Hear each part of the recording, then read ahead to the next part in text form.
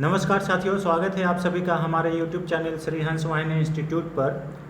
आज का तारीख है 20 सितंबर 2023 और इस दिन के करंट अफेयर्स का सभी अति महत्वपूर्ण प्रश्न हम लोग इस वीडियो में डिस्कस करेंगे। तो चलिए, ये वीडियो आप लोग सभी एग्ज़ाम्स के लिए हेल्पफुल होगा। आप लोग को जहाँ पे भी वन डे एग्ज़ाम्स में करंट अफेयर्स पूछा जाता है, चाहे वो एसएससी, रेलवे, बीपीएससी, यूपीएससी का प्रीलिम्स, सारे एग्ज़ाम्स के लिए, वन डे एग्ज़ाम्स के लिए बहुत ही महत्वपूर्ण है। और आपको ये कंटेंट बहुत ही एनरिच कंटेंट मिलेगा। इसमें बहुत ही फैक्ट डिस्कस किया गया है। आप लोग पूरा वीडियो देखिएगा फ्रेंड्स, और अच्छा लगे तो ज़रूर आप इसे शेयर कीजिएगा। ठीक है, चैनल पर नए हैं तो चैनल को ज़रूर सब्सक्राइब कर लीजिएगा। चलिए आज को वीडियो शुरू करते हैं, लेकिन उससे पहले आज का मोटिवेशन देख लेते हैं। आज का मोटिवेशन है, खुल जाएंगे सभी रास्ते, रुकावट से लड़ तो सही, होगा साहिल पर तू भी, जीत पर अड़ तो सही। बिल्कुल सही बात है। जितने भी रास्ते में रुकावट पैदा होती हैं, आप अगर रास्ते पे अडिग होके चल रहे हैं तो वो जो रास्ता है, वो रुकावट है, वो साफ़ हो जाएगा और आप एक दिन मंजिल पे पहुंच जाएंगे। ठीक है, बस आपको जिद ठान लेना है कि हमको ये करना है तो करना है। ठीक है, तो चलिए इसी मोटिवेशन के साथ आई होप आप लोग का प्रिपरेशंस बहुत ही अच्छा चल रहा होगा। पहला क्वेश्चन देख लेते हैं। आज का पहला क्वेश्चन है, किस अंतर्राष्ट्रीय संगठन ने अपनी तरह का पहला रोगी सुरक्षा अधिकार चार्टर जारी किया है? बहुत ही इंपॉर्टेंट क्वेश्चन है फ्रेंड्स, इंटरनेशनल करंट अफेयर्स का। इसे भी याद कर लीजिएगा, बहुत ज़्यादा इंपॉर्टेंट है। Which international organisation releases the first of its kind patient safety right chartered? यानी कि अधिकार, पेशेंट का सुरक्षा अधिकार चार्टर है ये। ऑप्शन नंबर ए विश्व स्वास्थ्य संगठन, ऑप्शन नंबर बी संयुक्त राष्ट्र संघ यूएनओ, ऑप्शन नंबर सी अंतर्राष्ट्रीय श्रम संगठन, ऑप्शन नंबर डी विश्व व्यापार संगठन WTO। तो देखिए यहाँ पे ये जो है, ये WHO के द्वारा ये इसे शुरू किया गया है। अब देखिए रोगी है तो वर्ल्ड हेल्थ ऑर्गेनाइजेशन के द्वारा इस चार्टर को जारी किया है। ऑप्शन नंबर ए इसका सही आंसर है। ठीक है, इसके बारे में देखिए, चार्टर्ड के बारे में थोड़ा पढ़ लेते हैं। WHO ने अपनी तरह का पहली रोगी सुरक्षा अधिकार चार्टर जारी किया है। बहुत इंपॉर्टेंट है और ये आने वाला क्वेश्चंस है, एग्जाम में आएगा ही आएगा। ठीक है, विश्व स्वास्थ्य संगठन WHO द्वारा पहला रोगी सुरक्षा अधिकार चार्टर जारी किया गया है और ये चार्टर की घोषणा 12 और 13 सितंबर को जिनेवा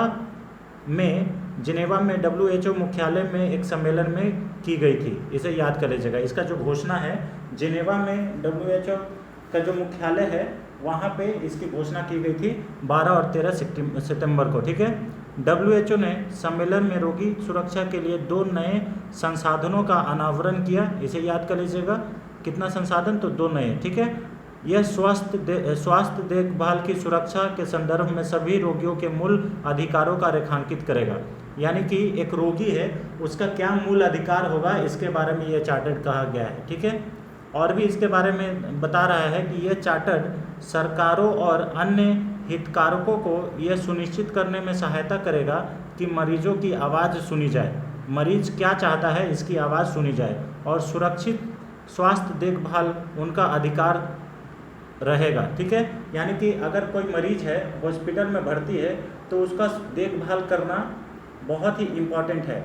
आप इस वीडियो में अभी हम लोग डिस्कस करेंगे कि जो अनदेखा कर देता है मरीज को, जैसे हॉस्पिटल में भर्ती है, सिस्टम की लापरवाही की वजह से हर साल कितने लोग मरते हैं, इसे देख लीजिएगा। असुरक्षित देखभाल के कारण प्रति वर्ष देखिए 3 मिलियन से अधिक मौतें होती है। आप देखिए कितना बड़ा आंकड़ा है ये, 3 मिलियन, यानी कि 1 मिलियन में 10 लाख होता है। 3 मिलियन 30 लाख लोग प्रति वर्ष सिर्फ बिना अनदेखा करने से मर जाते हैं। ठीक है, हर 10 में से 1 मरीज स्वास्थ्य देखभाल नहीं होने की वजह से मरता है, याद रखिएगा। तो ये कितना इम्पोर्टेंट चीज़ है, इस चार्टर में बताया गया कि अब उन लोग का जो हित है वो सब कुछ ठीक हो पाएगा। निम्न में से मध्यम आय वाले देशों में 100 में से 4 लोग असुरक्षित देखभाल से मर जाते हैं।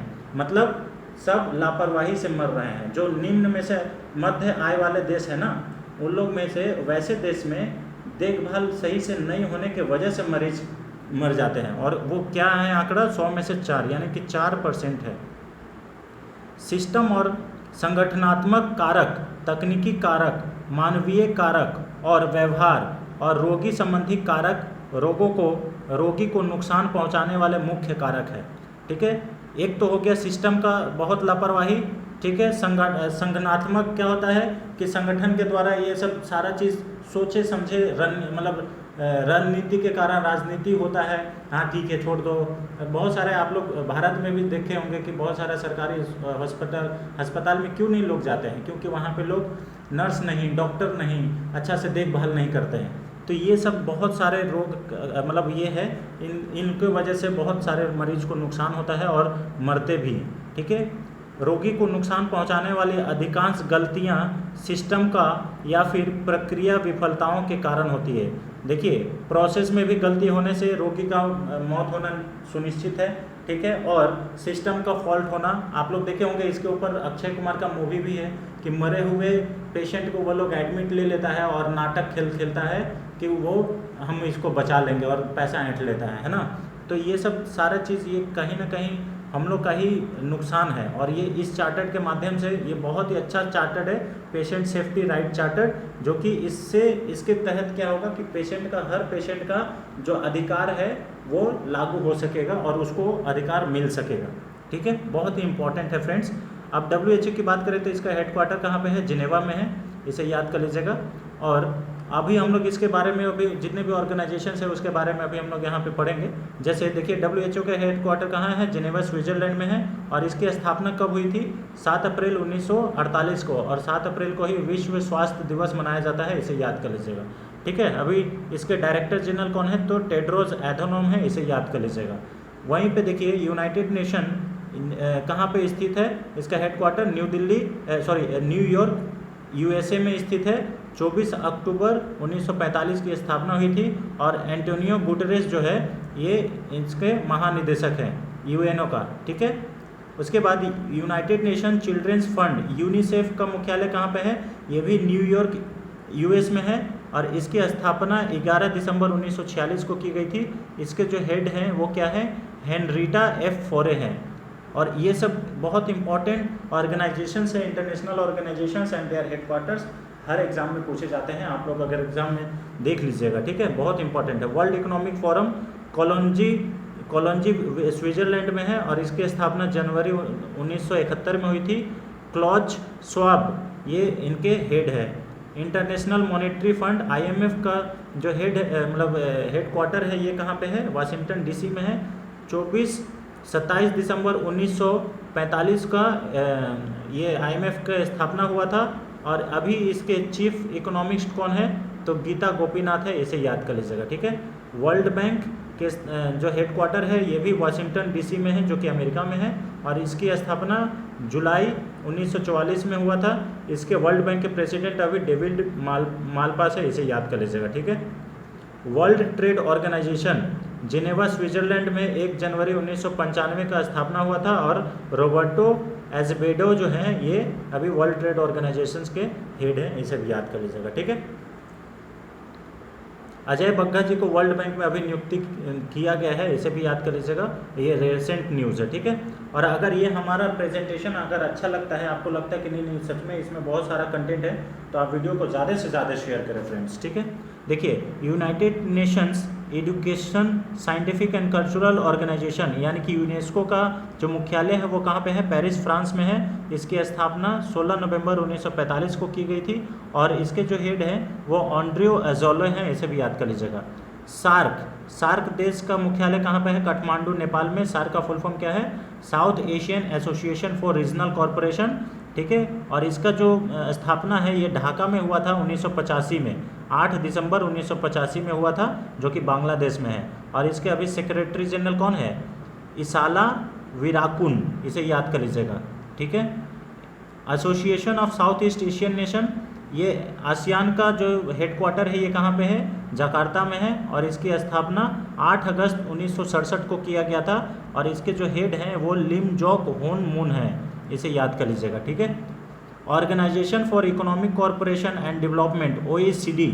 ठीक है, इकोनॉमिक कॉरपोरेशन एंड डेवलपमेंट, इसका जो मुख्यालय है ये पेरिस फ्रांस में है। 30 सितंबर 1961 का इसका स्थापना किया गया था। और एंजेल गुरिया जो है ये इसके हेड हैं OECD के। Asian infrastructure investment bank AIIB, इसका जो मुख्यालय है ये कहाँ पे है? बीजिंग चाइना में है, और इसकी स्थापना जनवरी 2016 में किया गया था। लिन लुकिन जो है इसके हेड हैं, इसे याद कर लीजिएगा, ठीक है। एशियन डेवलपमेंट बैंक, ये मनीला फिलीपींस में इसका मुख्यालय है, और 19 दिसंबर 1966 को इसकी स्थापना हुई थी, और मासात्सुगु असाकावा इसके अभी प्रेसिडेंट है, हेड है, ठीक है। World wide fund for nature WWF, ये ग्लैंड स्विट्जरलैंड में इसका मुख्यालय है, और 29 अप्रैल 1961 को इसका क्या हुआ था? 29 अप्रैल 1961 को इसका स्थापना हुआ था, और चार्टर्ड रॉबर्ट्स जो है इसके हेड है, इसे याद कर लीजिएगा, ठीक है। और भी देख लीजिए, बहुत ही हम लोग इम्पोर्टेंट आपको यहाँ पे ऑर्गेनाइजेशंस लेके आए हैं जो कि कोई ना कोई एग्जाम में ज़रूर आएगा, ठीक है। न्यू डेवलपमेंट बैंक, जो कि ब्रिक्स डेवलपमेंट बैंक के नाम से भी जाना जाता है, इसका संघाई में चाइना में मुख्यालय है। 15 जुलाई 2014 की स्थापना हुआ था, और केवी कामत जो है इसके हेड है, ठीक है। वर्ल्ड मेट्रोलॉजिकल ऑर्गेनाइजेशन WMO, ये जिनेवा स्विट्जरलैंड में इसका मुख्यालय है, और 23 मार्च 1950 की स्थापना हुई थी। इसके जो अध्यक्ष है ये गेरहाई एंड्रियन है, और महासचिव पेटेरी तालास है, इसे याद कर लीजिएगा। World Intellectual Property Organisation WIPO, इसका मुख्यालय जिनेवा स्विट्जरलैंड में है, और इसका स्थापना 14 जुलाई 1967 को किया गया था, ठीक है। DG डायरेक्टर जनरल डैरेन टंग है, इसे भी याद कर लीजिएगा। इंटरनेशनल ऑर्गेनाइजेशन फॉर स्टैंडर्डाइजेशन, ये भी जिनेवा स्विट्जरलैंड में इसका और हेडक्वार्टर है, और 23 फरवरी 1947 का इसका स्थापना हुआ था। उल्रिका फ्रांकी, ये इसके हेड है, ठीक है। UNAIDS, ये इसका जो मुख्यालय है जिनेवा स्विट्जरलैंड में है, इसे भी याद कर लीजिएगा। United Nation industrial development organisation UNIDO, इसका हेडक्वार्टर जो है ये वियना ऑस्ट्रिया में है। 17 नवंबर 1966 का इसका स्थापना हुआ था, और अभी एट प्रेजेंट DG कौन है? गर्ड मुलर है, इसे याद कर लीजिएगा। इंटरनेशनल एटॉमिक एनर्जी एजेंसी, ये बहुत इंपॉर्टेंट ऑर्गेनाइजेशन है। इसका जो हेडक्वार्टर है ये है वियना ऑस्ट्रिया में, और इसकी जो स्थापना है वो 29 जुलाई 1957 को किया गया था, और अभी जो DG हैं वो राफेल ग्रोसी हैं, इसे भी याद कर लीजिएगा, ठीक है। ये सब आपको ऑर्गेनाइजेशन है, जैसे ओपेक और organisation of petroleum exporting country, इसका भी हेडक्वार्टर वियना ऑस्ट्रिया में है। सितंबर 1960 को इसकी स्थापना हुई थी, और इसके हेड क्या है? हाइथम अल गाइस है, ठीक है। FAO food and agricultural organisation के जो हेड स्थापना है, हेडक्वार्टर है, ये कहाँ पे है? रोम, इटली में। इसकी स्थापना 16 अक्टूबर 1945 को हुआ था, और कूडोंगू ये इसके हेड है। नाटो का मुख्यालय कहाँ पे है? बेल्जियम, ब्रुसेल्स बेल्जियम में है, ठीक है। IMO इंटरनेशनल मैरीटाइम ऑर्गेनाइजेशन का हेडक्वार्टर लंदन UK में है। APEC, देखिए यहाँ पे OPEC है और यहाँ पे APEC है। एशिया पैसिफिक इकोनॉमिक कॉरपोरेशन, ये क्विंग्सटाउन सिंगापुर में है। इंटरनेशनल रिन्यूएबल एनर्जी, ये अबू धाबी में है, UAE में। और world wide fund for nature, ये ग्लैंड स्विट्जरलैंड में है, इसे याद कर लीजिएगा, ठीक है। चलिए अब क्वेश्चन नंबर 2 पे आते हैं। बहुत सारे एक क्वेश्चन से रिलेटेड कितना सारे आपको इन्फॉर्मेशन दिया गया है, ठीक है। अगर आपको सच में ये कंटेंट पसंद आता है फ्रेंड्स, तो आप ज़्यादा से ज़्यादा वीडियो को शेयर करें, ठीक है। क्वेश्चन नंबर 2 पे आते हैं। हाल ही में पाकिस्तान के 29वें मुख्य न्यायाधीश कौन बने हैं? Who has been recently become the 29th chief justice of Pakistan? Option number A Qazi Faez Isa, option number B Arif Alvi, option number C Asif Saeed Khosa, option number D Akhtar Minallah. तो ये जो है ऑप्शन नंबर ए इसका सही आंसर है। काजी फैज़ ईसा जो है अभी पाकिस्तान के 29वें मुख्य न्यायाधीश बने हैं। ऑप्शन नंबर ए इसका सही आंसर है, ठीक है। अब पाकिस्तान का है तो इस्लामाबाद पाकिस्तान का कंट्री है, इसे याद कर लीजिएगा। इस्लामाबाद के ऐवान ए सद्र में आयोजित एक समारोह में न्यायमूर्ति काजी फैज़ ईशा ने पाकिस्तान के 29वें मुख्य न्यायाधीश के रूप में शपथ ली है। राष्ट्रपति आरिफ अलवी ने उन्हें पद की शपथ दिलाई, ठीक है। सुप्रीम कोर्ट में मुख्य न्यायाधीश के तौर पर उनका कार्यकाल 13 महीने का होगा, जो कि 25 अक्टूबर 2024 तक खत्म होगा, ठीक है। उनकी नियुक्ति ऐसे समय में हुई है जब पाकिस्तान गंभीर संवैधानिक, कानूनी और राजनीतिक चुनौतियों का सामना कर रहा है, ठीक है। उनकी प्रारंभिक चुनौती संसद भंग होने के 90 दिनों के भीतर पारदर्शी तरीके से आम चुनाव कराना होगा। सबसे पहले यहाँ पे संसद भंग हो गया है, तो 90 दिन के अंदर में चुनाव कराना है, ये सबसे बड़ा चुनौती है इनको, ठीक है। ये अभी न्यायाधीश बनते ही इनका सबसे बड़ा टफेस्ट काम है। और भी क्या है, मुख्य न्यायाधीश के लिए सबसे बड़ा काम ये भी है कि शीर्ष अदालत की प्रतिष्ठा और निष्पक्षता को बहाल करना होगा, ठीक है, यानी कि ट्रांसपेरेंसी बनाए रखना होगा, ठीक है। उसके बाद जस्टिस ईसा के लिए एक और बड़ा चुनौती सुप्रीम कोर्ट में 56,000 से अधिक लंबित मामले हैं। वहाँ के पाकिस्तान के जो सुप्रीम कोर्ट है उसमें 56,000 से ज़्यादा मामला जो है वो अभी भी पेंडिंग है, उसको भी निपटारा करना है। हाल ही में वह सुप्रीम कोर्ट प्रैक्टिस एंड प्रोजिशनर एक्ट के गैर क्रियान्वयन के खिलाफ अपने विरोध के लिए खबरों में थे, जो शहबाज शरीफ सरकार के कार्यकाल के दौरान बनाया गया था। जस्टिस ईशा का जन्म 26 अक्टूबर 1959 को क्वेटो में हुआ था, ठीक है।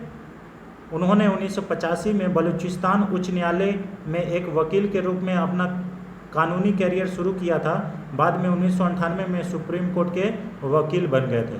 तो ये कुछ इम्पोर्टेंट है जस्टिस काजी फैज़ ईसा के बारे में, इसे भी याद कर लीजिएगा। कुछ क्वेश्चंस कभी कभी पड़ोसी देशों से पूछ लिया जाता है, ठीक है, इसे याद कर लीजिएगा, ठीक है।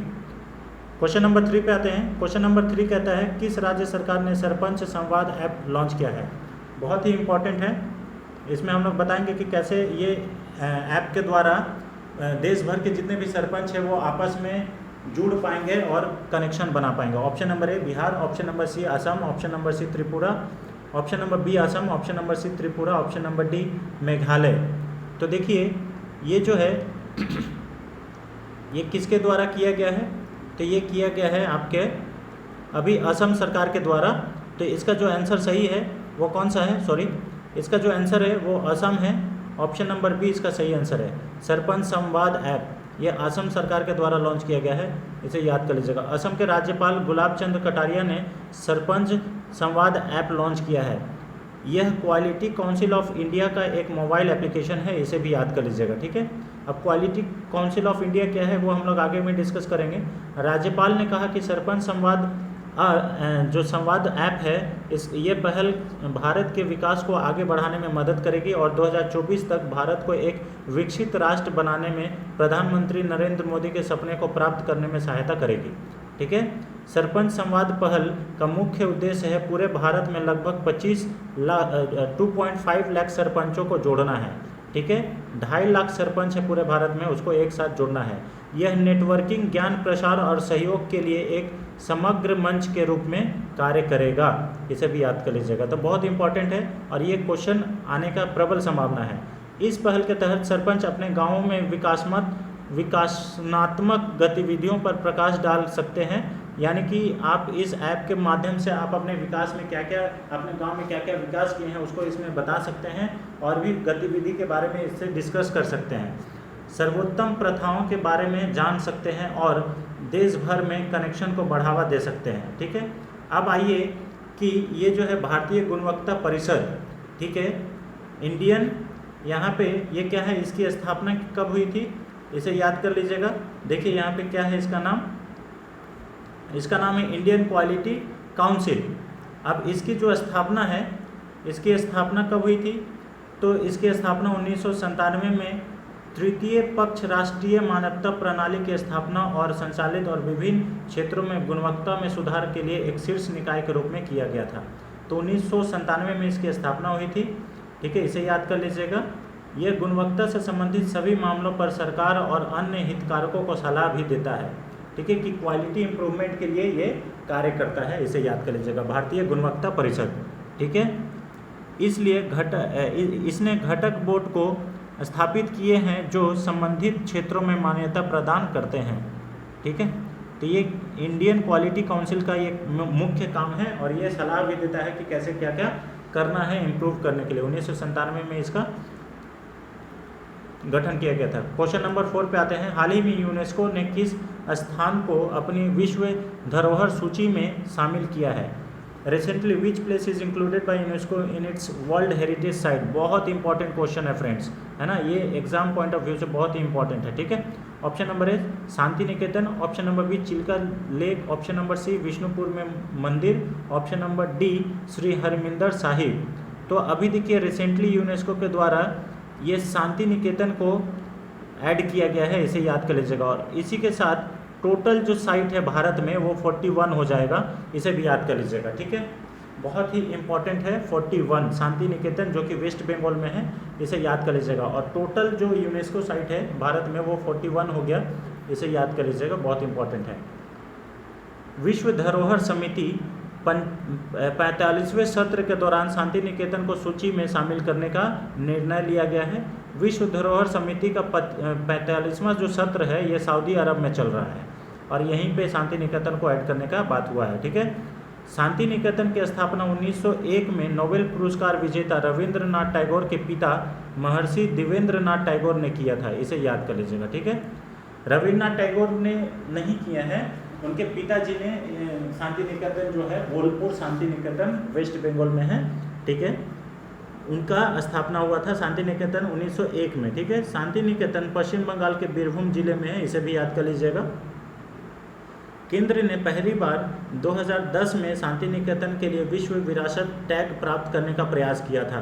अब 2010 से प्रयास करते करते 2023 में सफलता मिला है और finally Shanti Niketan world heritage site में शामिल हो गया है, ठीक है। शांति निकेतन में विश्व भारती बंगाल का एकमात्र केंद्रीय विश्वविद्यालय है और इसके जो कुलपति हैं वो कौन है? प्रधानमंत्री हैं, इसे भी याद कर लीजिएगा, ठीक है। विश्व भारती जो कि बंगाल का एकमात्र केंद्रीय विश्वविद्यालय है और ये भी कहाँ पे है? शांति में है, शांति निकेतन में है, बोलपुर में, ठीक है, विश्व भारती विश्वविद्यालय।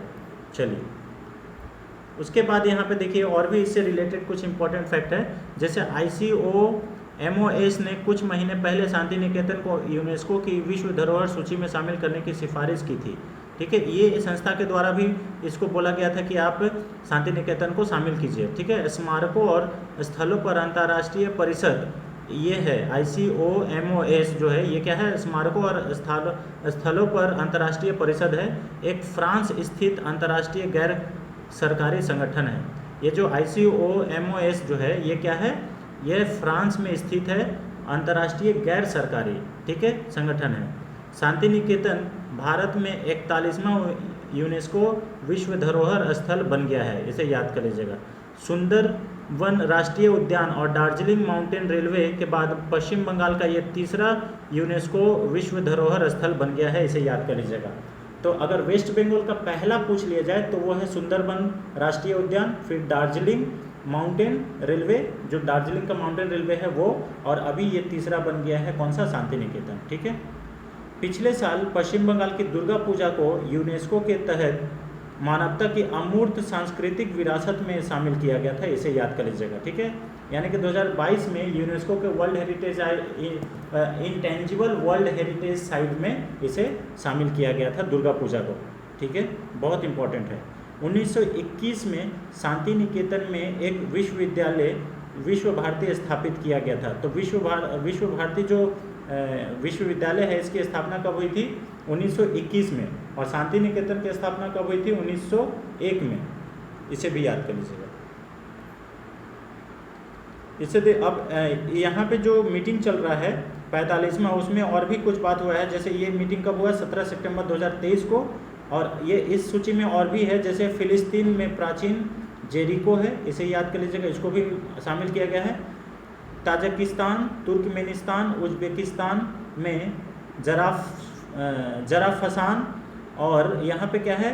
कराकुम सिल्क रोड कॉरिडोर, जो सिल्क रोड कॉरिडोर है इसको भी शामिल किया गया है वर्ल्ड हेरिटेज साइट में, ठीक है। इथोपिया में गोडियो सांस्कृतिक परिदृश्य, इसको भी शामिल किया गया है। चीन के पुएरो में चिंगमई पर्वत के पुराने चाय के जंगलों का सांस्कृतिक परिदृश्य, तो ये चीन के जो चिंगमई पर्वत है उसको भी शामिल किया गया है वर्ल्ड हेरिटेज साइट में, इसे भी याद कर लीजिएगा। और ये इसका इंग्लिश वर्जन आप लोग इंग्लिश पढ़ सकते हैं, ठीक है। चलिए नेक्स्ट, अब यहाँ पे देखिए कौन कौन सा 40 पहले थे, अभी 41 हो गया है, ठीक है। तो देखिए पहला कौन कौन सा है? अजंता का गुफा महाराष्ट्र में है, monument of Hampi, Humayun tomb, ठीक है, sun temple, Konark sun temple जो कि उड़ीसा में है, मानस वाइल्ड लाइफ सेंचुरी, ठीक है, फतेहपुर सिकरी, ठीक है, उसके बाद खजुराहो का माउंटेन, बुद्धिस्ट मोनूमेंट, ठीक है, महाबोधि टेम्पल जो कि बिहार गया में है, Agra fort Uttar Pradesh, Chhatrapati Shivaji terminus, Nalanda university, ये सब जो है इसमें से कुछ कुछ हम आपको जो मेन है वो बता दिए। वैसे 40 यूनेस्को वर्ल्ड हेरिटेज साइट था, अभी 41 हो गया है, इसे याद कर लीजिएगा। और इसके साथ साथ अभी हम लोग लिस्ट में सारे चीज़ आपको बताएंगे कि कौन सा है। देखिए मैप के द्वारा भी आपको समझाने का कोशिश किया जा रहा है। सतपुरा टाइगर रिजर्व ये सब भी है, ठीक है, बहुत सारे इंपॉर्टेंट चीज़ यहाँ पे शामिल किया गया है। और अभी लेटेस्ट की बात करें तो ये अभी शांति निकेतन हो गया, और इससे पहले लेटेस्ट में कौन था, एगो रामप्पा मंदिर था, अभी हम लोग आगे आएंगे, ये भी है। रामप्पा मंदिर को पिछले साल ही शामिल किया गया था। देखिए काजीरंगा नेशनल पार्क असम में है, और इसको कब शामिल किया गया, 1985 में। केवलादेव घना नेशनल पार्क ये राजस्थान में है, इसको भी 1985 में किया गया था। Manas wildlife sanctuary Assam में है, 1985 में शामिल किया गया था। Nanda Devi national park valley of flowers, और इसको राजा जी नेशनल पार्क भी बोला जाता है, उत्तराखंड में है, 1988 में इसको शामिल किया गया था, और 2005 में। Sundarban national park West Bengal में है, 1987 में इसको शामिल किया गया था। वेस्टर्न घाट जो कि महाराष्ट्र, गोवा, कर्नाटक, तमिलनाडु और केरल में है, 2012 में इसको शामिल किया गया था वेस्टर्न घाट्स को वर्ल्ड हेरिटेज साइट में, ठीक है। उसके बाद देखिए ग्रेट हिमालयन नेशनल पार्क जो कि हिमाचल प्रदेश में है, 2014 में शामिल किया गया था। धौलावीरा ये इम्पॉर्टेंट है, जो कि 2021 में शामिल किया गया, लेटेस्ट था। और ये देखिए काकातीया रुद्रेश्वर रमप्पा टेम्पल, इसको भी 2021 में शामिल किया गया था। तो ये रमप्पा टेम्पल जो है ये तेलंगाना में है, और धौलावीरा जो है ये गुजरात में है। दोनों 2021 में शामिल किया गया था, इसे याद कर लीजिएगा। और 2023 में किसे शामिल किया गया है, तो शांति निकेतन को शामिल किया गया है। जयपुर सिटी राजस्थान में है, 2020 में शामिल किया गया था। Victorian art deco assemble of Mumbai ये महाराष्ट्र में है, 2018 में शामिल किया गया था। हिस्टोरिक सिटी ऑफ अहमदाबाद ये 2017 में शुरू किया गया था, मतलब शामिल किया गया था। आर्कियोलॉजिकल साइट ऑफ नालंदा महाविद्यालय नालंदा यूनिवर्सिटी बिहार में है, और 2016 में इसको वर्ल्ड हेरिटेज साइट में शामिल किया गया था, ठीक है। सारे हम लोग वर्ल्ड हेरिटेज साइट को आपके सामने लेके आए हैं फ्रेंड्स, ठीक है। The archaeological work of Le Corbusier and outstanding contribution to the modern monument ये चंडीगढ़ में है, 2016 में शामिल किया गया था। कहाँ पे शामिल किया गया था, तो यूनेस्को वर्ल्ड हेरिटेज साइट में, ठीक है। रन की वैन गुजरात में है, 2014 में शामिल हुआ था। हिल फोर्ट्स ऑफ राजस्थान ये राजस्थान में है, 2013 में शामिल हुआ था, ठीक है। जंतर मंतर राजस्थान में है, 2010 में शामिल हुआ था, इसे भी याद कर लीजिएगा। Red fort complex new Delhi में, लाल किला जो है 2007 में शामिल किया गया था, ठीक है। चंपानेर पावागढ़ आर्कियोलॉजिकल पार्क ये गुजरात में है, 2004 में शामिल किया गया था। छत्रपति शिवाजी टर्मिनल महाराष्ट्र में है, इसे भी 2004 में शामिल किया गया था, ठीक है। बहुत इंपॉर्टेंट फ्रेंड्स ये सब है, ठीक है। और अगर हमारा ये प्रयास आपको अच्छा लगता है, इस टाइप का आपको इन्फॉर्मेशन बढ़िया लगता है, तो आप वीडियो को ज़्यादा से ज़्यादा शेयर करें और लाइक करें। चैनल पर नए हैं तो चैनल को सब्सक्राइब जरूर करें। रॉक शेल्टर ऑफ भीमबेटका ये मध्य प्रदेश में है, 2003 में शामिल किया गया था यूनेस्को में। महाबोधि टेम्पल कॉम्प्लेक्स बोध गया में जो महाबोधि टेम्पल है, इसको यूनेस्को में 2002 में शामिल किया गया था, जो कि इंडिया का बिहार में स्थित है। माउंटेन रेलवेज ऑफ इंडिया ये तमिलनाडु में है, 1999 में बना था। वर्ल्ड हेरिटेज साइट हुमायूं टूम जो कि दिल्ली में है, 1993 में। कुतुब मीनार दिल्ली में है, 1993 में। बुद्धिस्ट मोनूमेंट सांची 1989 में मध्य प्रदेश में है। एलिफेंटा केव ये महाराष्ट्र में है, और 1987 में इसे शामिल किया गया था, ठीक है। उसी के साथ ग्रेट लिविंग चोला टेम्पल तमिलनाडु में है, 1987, ठीक है। ग्रुप मोनूमेंट्स ऑफ पडाक्कल कर्नाटक में है, 1987 में शामिल किया गया था। Churches and convents of Goa में है, 1986 में शामिल किया गया था। फतेहपुर सिकरी जो कि उत्तर प्रदेश में है, 1986 में शामिल किया गया था। ग्रुप मोनूमेंट्स ऑफ हम्पी ये कर्नाटक में है, हम्पी, ठीक है। विजयनगर साम्राज्य आप याद रखिएगा, ठीक है, 1986 में इसको शामिल किया गया था। खजुराहो ग्रुप मोनूमेंट्स मध्य प्रदेश में है, 1986 में शामिल किया गया था। ग्रुप मोनूमेंट्स ऑफ महाबलीपुरम ये तमिलनाडु में है, 1984 में इसे शामिल किया गया था। अब यहाँ पे देखिए सोनार टेम्पल जो कोणार्क सूर्य टेम्पल है ये उड़ीसा में है, 1984 में शामिल किया गया था। आगरा का रेड फोर्ट उत्तर प्रदेश में है, 1983 में शामिल किया गया था। अजंता केव महाराष्ट्र में है, 1983 में शामिल किया गया था। एलोरा केव भी महाराष्ट्र में है, ये भी 1983 में शामिल किया गया था। ताजमहल जो कि उत्तर प्रदेश आगरा में है, 1983 में शामिल किया गया था। कंचनजंगा जो कि मिक्स्ड इकोनॉमी है, मिक्स्ड प्रकार का ये साइट है, ये सिक्किम में है, 2016 में शामिल किया गया था। और ये सब जितने भी है, sun temple, Konark, Agra fort, Ajanta cave, ये सब कल्चरल वर्ल्ड हेरिटेज साइट है, इसे भी याद कर लीजिएगा। तो वर्ल्ड हेरिटेज साइट बहुत इंपॉर्टेंट है फ्रेंड्स, और किसी भी एग्जाम पॉइंट ऑफ व्यू से ये पूछा ही जाता है। देखिए अब इससे रिलेटेड कुछ बहुत बार जो क्वेश्चन पूछा जाता है, which city of India has been declared UNESCO world heritage site recently. तो अभी हम बताए थे कि धोलावीरा ऑफ गुजरात और रमप्पा मंदिर जो है ये तेलंगाना का अभी बहुत लेटेस्ट था 2021 तक, ठीक है, 2022-23 तक अभी तक, लेकिन अब जो है शांति निकेतन रिसेंट हो गया। How many world heritage sites there in India, पहले 41 था, अभी 40 था पहले, अब 41 हो गया है, जिसमें से 32 कल्चरल साइट है, 7 नेचुरल साइट है और 1 मिक्स्ड है जो कि कंचनजंगा है, इसे याद कर लीजिएगा, ठीक है। अब यहाँ पे 33 हो जाएगा ये, ठीक है, जो कि कल्चरल हो जाएगा, कल्चरल 33 हो जाएगा, 7 नेचुरल और 1 मिक्स्ड हो रहेगा, ठीक है, इसे याद कर लीजिएगा। क्वेश्चन नंबर 5 पे आते हैं। 7 सितंबर 2023 को हैदराबाद मुक्ति दिवस मनाया गया। इस अवसर पर श्री अमित शाह ने कहाँ राष्ट्रीय ध्वज फहराया।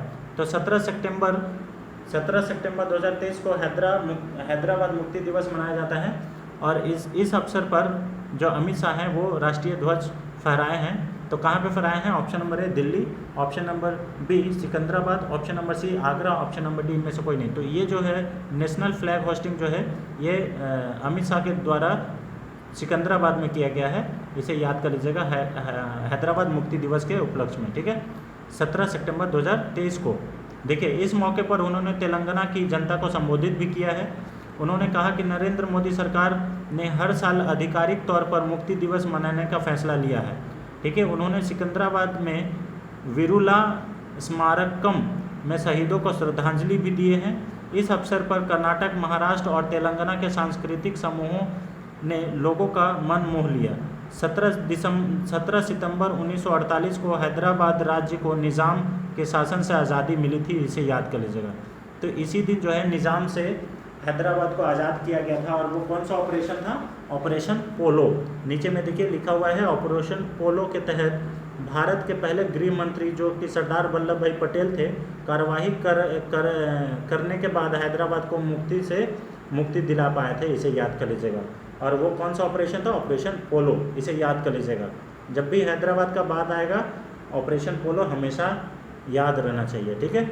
निज़ाम के अधीन हैदराबाद राज्य में संपूर्ण वर्तमान तेलंगाना शामिल था। अभी जो तेलंगाना है वो उस समय निज़ाम के अधीन था, इसे याद कर लीजिएगा। इसमें महाराष्ट्र का मराठवाड़ा क्षेत्र भी शामिल था, जिसमें औरंगाबाद, बीड, हिंगोली, जलाला, लातूर, नांदेड़, ये सब सारे जो जगह है कर्नाटक में, कलबुर्गी, बेल्लारी, रायचूर, ये सब सारे जगह उस समय सब कहाँ पे आता था? निज़ाम के अधीन ही आता था, हैदराबाद में, ठीक है। 17 सितंबर को महाराष्ट्र और कर्नाटक की राज्य सरकारों द्वारा आधिकारिक तौर पर मुक्ति दिवस मनाने के रूप में घोषणा किया गया है। तो 17 सितंबर को महाराष्ट्र और कर्नाटक सरकार के द्वारा भी मुक्ति दिवस मनाने का निर्णय लिया गया है, इसे भी याद कर लीजिएगा आप लोग, बहुत इंपॉर्टेंट है, ठीक है। चलिए ये इंग्लिश वाला है। अब यहाँ पे क्वेश्चन नंबर 6 पे आते हैं। हाल ही में विश्व बांस दिवस कब मनाया गया है? ऑप्शन नंबर ए 15 सितंबर, ऑप्शन नंबर बी 17 सितंबर, ऑप्शन नंबर सी 18 सितंबर, ऑप्शन नंबर डी 19 सितंबर। तो विश्व बांस दिवस बैम्बो डे 2023 ये 18 सितंबर को मनाया गया है, ऑप्शन नंबर सी इसका सही आंसर है, ठीक है। हर साल 18 सितंबर को विश्व बांस दिवस मनाया जाता है। विश्व स्तर पर बांस के बारे में जागरूकता बढ़ाने के लिए 2009 से विश्व बांस संगठन द्वारा इसे मनाया जा रहा है, ठीक है। यह दिन बांस के महत्व के बारे में जागरूकता बढ़ाने और सतत विकास, गरीबी उन्मूलन, पर्यावरण संरक्षण, सांस्कृतिक संरक्षण में इसकी भूमिका को बढ़ावा देने के लिए यह एक मंच है और ये कार्य करता है, ठीक है। संयुक्त राष्ट्र ने 2021 से 2030 तक पारिस्थितिकी तंत्र बहाली पर एक दशक के रूप में घोषित किया है, इसे याद कर लीजिएगा। एक दशक यानी कि 10 साल, ठीक है। पारिस्थितिकी तंत्र में बहाली और के लिए एक दशक घोषित किया है। विश्व बांस संगठन ने इस पहल का समर्थन भी किया है, इसे याद कर लीजिएगा। ठीक है, कुछ इंपॉर्टेंट फैक्ट्स है फ्रेंड्स जो कि बहुत ही इम्पॉर्टेंट है एग्जाम पॉइंट ऑफ व्यू से, इसीलिए हम आपको ये सब बता रहे हैं। विश्व के जंगलों की सुरक्षा और पूर्ण स्थापना के लिए जैव विविधता, कार्बन कैप्चर और आजीविका के लिए पुनर्जीवीकरण पर की घोषणा जो है, इसे याद कर लीजिएगा, विश्व बांस संगठन द्वारा हस्ताक्षर किए गए थे। 2009 में बैंकॉक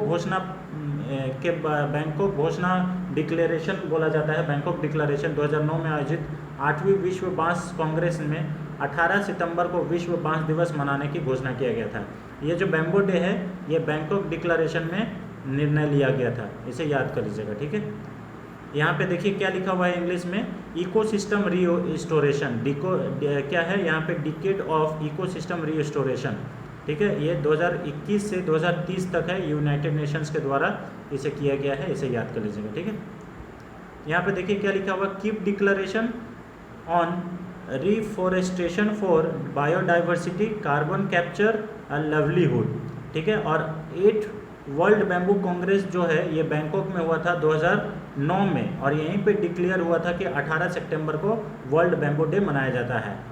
क्यूब डिक्लेरेशन के नाम से इसको जाना जाता है कि रिफॉरेस्टेशन होगा, मानव जंगल को पुनः बसाया जाएगा, पुनः व्यवस्थित किया जाएगा। ठीक है, चलिए नेक्स्ट, अब यहाँ पे कुछ दिवस के बारे में सितंबर के बात कर लेते हैं। 1 सितंबर को नेशनल न्यूट्रिशन वीक मनाया जाता है। 2 सितंबर को कोकोनट डे मनाया जाता है, वर्ल्ड कोकोनट डे।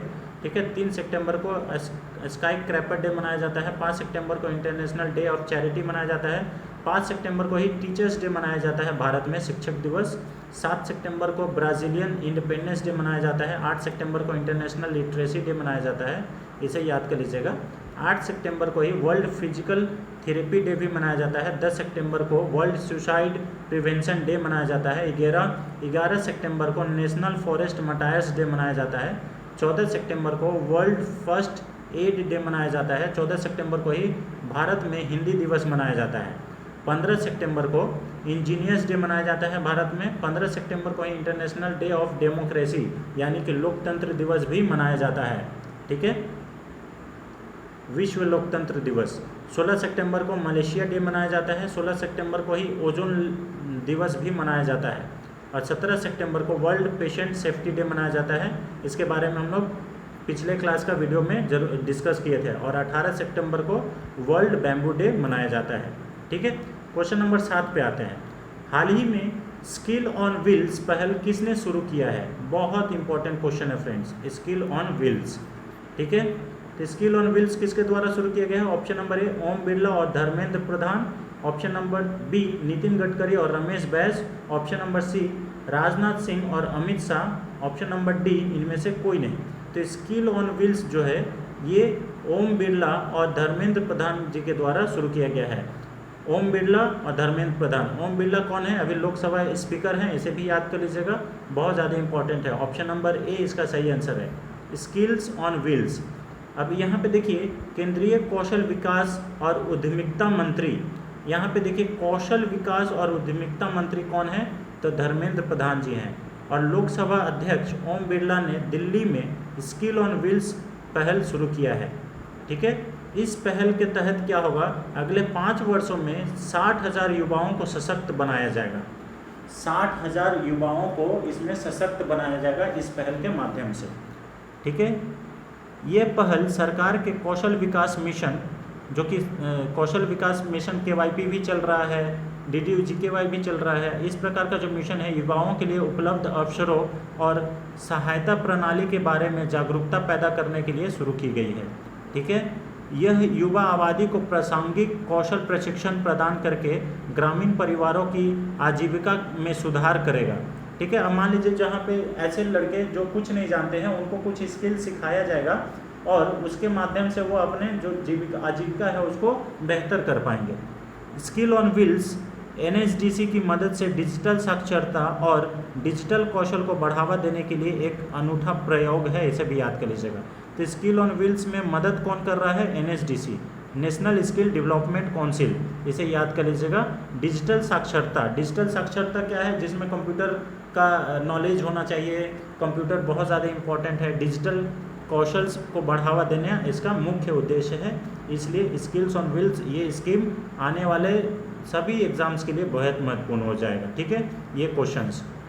और अगर आपको किसी भी एग्ज़ाम में अगर थोड़ा सा भी हेल्प मिलता है तो हमारा जो लक्ष्य है पढ़ाने का वो सार्थक हो जाएगा। आप लोग ज़रूर कमेंट बॉक्स में ज़रूर बताइएगा कि आपको ये सेशन कैसा लगता है जब पढ़ते हैं तो, ठीक है। और भी इससे रिलेटेड कुछ फैक्ट देख लेते हैं।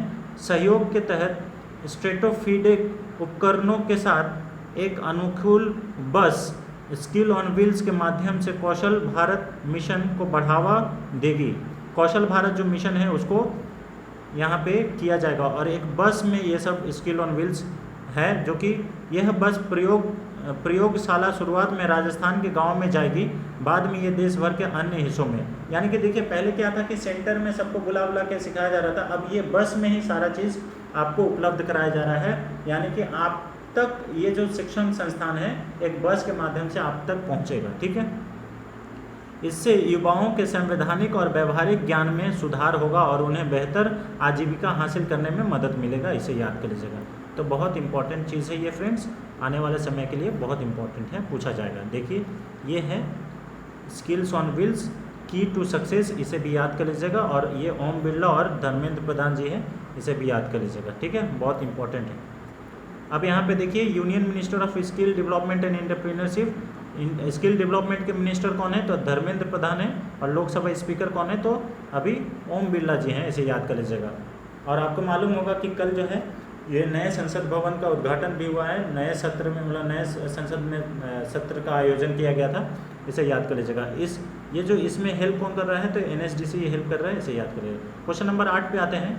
हाल ही में किस राज्य में मुख्यमंत्री लाडली बहना आवास योजना का उद्घाटन किया गया है। मुख्यमंत्री लाडली बहना आवास योजना का उद्घाटन, रिसेंटली विच स्टेट इनॉग्रेटेड मुख्यमंत्री लाडली Behna Awas Yojana. Option number A Uttar Pradesh, option number B Assam, option number C Madhya Pradesh, option number D Arunachal Pradesh. तो देखिए यह मध्य प्रदेश के द्वारा शुरू किया गया है मुख्यमंत्री लाडली बहना आवास योजना। ऑप्शन नंबर सी इसका सही आंसर है। और मुख्यमंत्री कौन है, शिवराज सिंह चौहान। शिवराज सिंह चौहान जी के द्वारा यहाँ पे 17 सितंबर को मध्य प्रदेश के मुख्यमंत्री शिवराज सिंह चौहान ने भोपाल में मुख्यमंत्री लाडली बहना आवास योजना का उद्घाटन किया। ये योजना के तहत विभिन्न आवासीय योजनाओं में आवास सुविधा के लाभ से वंचित परिवारों को अपना मकान मिलेगा।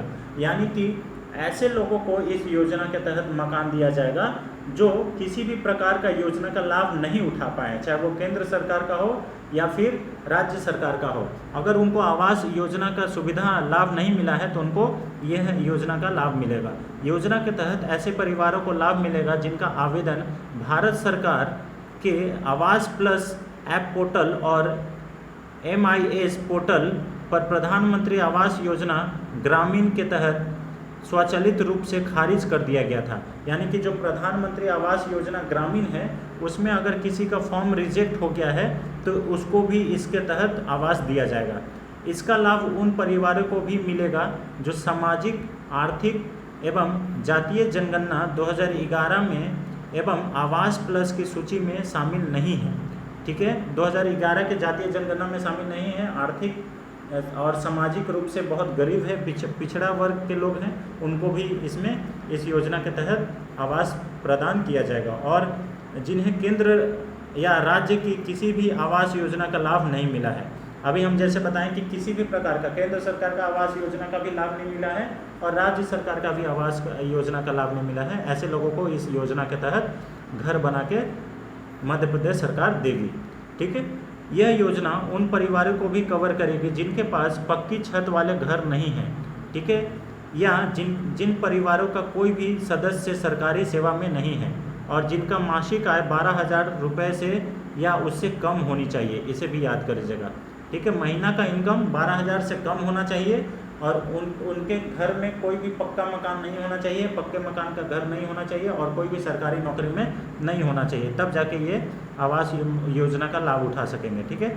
इसके अलावा परिवार का कोई भी सदस्य आयदाता नहीं होना चाहिए, यानी कि इनकम टैक्स पेयर नहीं होना चाहिए, इसे याद कर लीजिएगा।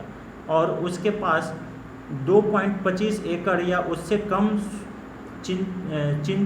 सिंचित भूमि या 5 एकड़ से कम असिंचित कृषि भूमि होना चाहिए। ठीक है, 5 एकड़ से कम होना चाहिए। पहले वर्ष में लगभग 3 से 4 लाख घर बनाए जाएंगे और अगले वर्ष में भी इसी प्रकार से घर बनाए जाएंगे। तो ये जो फर्स्ट फेज़ है इसमें 3 से 4 लाख घर बना के दिया जाएगा और फिर नेक्स्ट टाइम जब इसका 2.0 बनाया जाएगा, लॉन्च किया जाएगा, तो उसमें भी इतना ही घर बनाया जाएगा। मुख्यमंत्री लाडली बहना योजना ये शुरू किया गया है, बहुत ज़्यादा इम्पोर्टेंट है। ठीक है, एग्ज़ाम पॉइंट ऑफ व्यू से बहुत इम्पोर्टेंट है।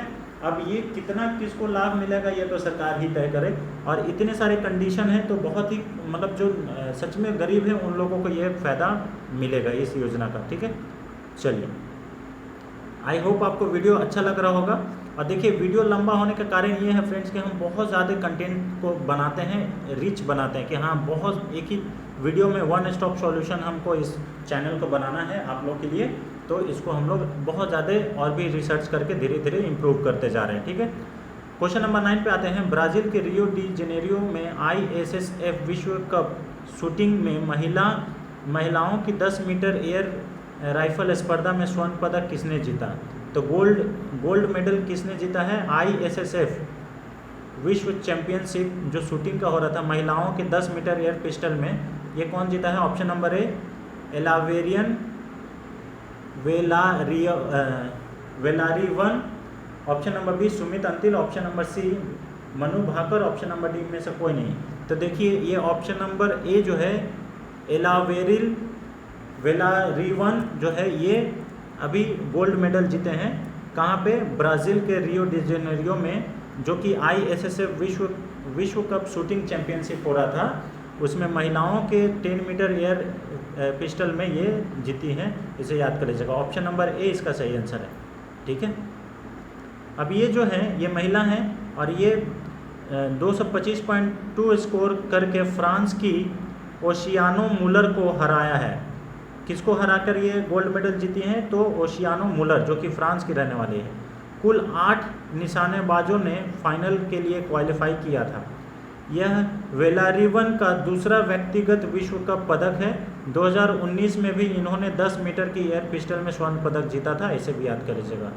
ठीक है, और वो भी रियो में ही हुआ था। इससे पहले वेलारिवन क्वालिफिकेशन राउंड में 630.5 अंकों के साथ 9वें स्थान पर रहे थे। रियो प्रतियोगिता 2023 तक आखिरी राइफल और पिस्टल ISSF विश्व कप है। ये ब्राज़ील के शहर में चल रहा है। ठीक है, जो कि रियो डी जेनेरियो है। फाइनल, इसका जो फाइनल है ये 18 से 27 नवंबर के तहत कतर दोहा में होगा, इसे याद कर लीजिएगा। 18 से 27 नवंबर के बीच में कहाँ पे होगा? कतर दोहा में। भारत ने ISSF विश्व कप में टोटल 16 सदस्य टीम भेजा है, इसे याद कर लीजिएगा। कितने सदस्य का टीम भेजा है? तो 16 सदस्य का टीम भेजा है, इसे याद कर लीजिएगा। ठीक है, ये है कौन है? तो क्लारिवन, इसे भी याद कर लीजिएगा। और ये गोल्ड मेडल जीती हैं। ठीक है, भारत की रहने वाले हैं, इसे भी याद कर लीजिएगा। चलिए, क्वेश्चन नंबर 10 फ्रेंड, आज का लास्ट क्वेश्चन, बहुत इंपॉर्टेंट क्वेश्चन है ये भी। ठीक है, क्वेश्चन का सिलेक्शन देखिए बहुत ही इंपॉर्टेंट है। ठीक है, ट्रांसजेंडर्स के लिए भारत की पहली समर्पित OPD, ठीक है, ये कहाँ खोली गई है? Option number A Delhi, option number B Kolkata, option number C Ahmedabad, option number D Ranchi. तो ये जो है ट्रांसजेंडर के लिए, जो थर्ड ये है जेंडर है, उनके लिए एक डेडिकेटेड अस्पताल खोला गया है, OPD वार्ड खोला गया है, जो कि दिल्ली में खोला गया है। ऑप्शन नंबर ए इसका सही आंसर है। ठीक है, अब देखिए यहाँ पे क्या है, ट्रांसजेंडर्स के लिए भारत की पहली समर्पित OPD दिल्ली के राम मनोहर लोहिया अस्पताल में खोला गया है। अगर अस्पताल का ऑप्शन आ जाए एग्जाम में तो इसे भी याद कर लीजिएगा, कहाँ पे? तो राम मनोहर लोहिया अस्पताल में खोला गया है। ट्रांसजेंडर समुदाय के लिए यह समर्पित आउट पेशेंट विभाग यानी कि OPD समान स्वास्थ्य सेवाओं प्रदान करने में महत्वपूर्ण भूमिका निभाएगा। ट्रांसजेंडर को अस्पताल की सेवाओं तक पहुंचाने की में कई कठिनाइयों का सामना करना पड़ता है, इसे याद कर लीजिएगा। तो अब क्या है, ट्रांसजेंडर्स लोग अपना इलाज इस अस्पताल में कर सकेंगे, ठीक है। वे सार्वजनिक स्थानों पर अन्य लोगों के साथ चिकित्सा देखभाल प्राप्त करने में असहज महसूस करते हैं, इसलिए इनके लिए एक डेडिकेटेड बना दिया गया है कि इसमें सिर्फ ट्रांसजेंडर्स का ही इलाज हो पाएगा, ठीक है। अस्पताल परिसर में ट्रांसजेंडर मरीजों के लिए एक समर्पित शौचालय की भी सुविधा प्रदान की गई है, इसे याद कर लीजिएगा, ठीक है। बहुत ज़्यादा इम्पॉर्टेंट है ये, ठीक है। ये सब क्वेश्चंस पूछा जाता है फ्रेंड्स, ठीक है। इस सुविधा के खुलने से ट्रांसजेंडर व्यक्तिगत बहुत खुश हैं, ठीक है। RML अस्पताल, यही राम मनोहर लोहिया ने स्वास्थ्य देखभाल में समावेशिकता को प्रोत्साहित करने के लिए एक उदाहरण स्थापित किया है और ये देश भर के अन्य अस्पतालों को भी इसी तरह का कदम उठाने में प्रोत्साहित करेगा, इसे याद कर लीजिएगा, बहुत ज़्यादा इम्पोर्टेंट है। तो दिल्ली के राम मनोहर लोहिया में राम मनोहर लोहिया जो अस्पताल है उसमें ट्रांसजेंडर्स के लिए भारत की पहली OPD सेवा शुरू की गई है। साथ ही वहाँ पे एक शौचालय का भी प्रबंध किया गया है, इसे भी याद कर लीजिएगा, ठीक है। राम मनोहर लोहिया, ठीक है, ये अस्पताल का नाम है, ठीक है। तो ये रहा फ्रेंड्स आज का 10 अति महत्वपूर्ण प्रश्न जो कि आने वाले सभी प्रतियोगी परीक्षाओं के लिए बेहद महत्वपूर्ण है। और आप आई होप आपको जो ये कंटेंट है बहुत ही बढ़िया लगा होगा। और इतना इम्पोर्टेंट रिसर्च करके हम लोग इस कंटेंट को बनाते हैं, बहुत टाइम लगता है फ्रेंड्स, बहुत मेहनत लगता है। और हम आप उस मेहनत के बदले आपसे सिर्फ सपोर्ट चाहते हैं, जो आप हमें इस चैनल को शेयर करके इस वीडियो को ज़्यादा से ज़्यादा अपने फ्रेंड्स सर्कल में घुमा के आप कर सकते हैं, ठीक है। वीडियो इसलिए लंबा हो जाता है क्योंकि इसमें बहुत सारे कंटेंट है और सारे चीज़ को पढ़ाना बहुत ज़्यादा इंपॉर्टेंट है, ठीक है, इसलिए। चलिए कोई बात नहीं, चलिए मिलते हैं नेक्स्ट वीडियो में, तब तक के लिए जय हिंद, जय Bharat, thank you so much.